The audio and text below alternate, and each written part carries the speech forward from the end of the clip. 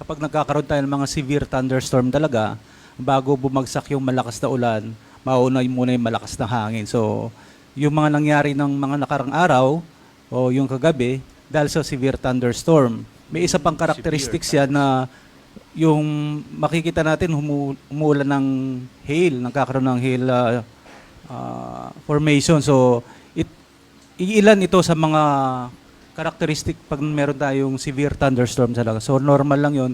And then, kung mapapansin natin, sobrang lakas ng hangin talaga, susundan niya ng napalakas na ulan.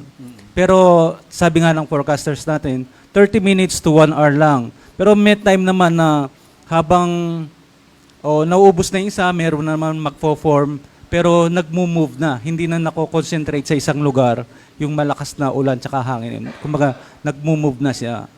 So, makikita natin na kahit sa ibang parte ng, alam mo, dito sa Metro Manila, naapektuhan na rin.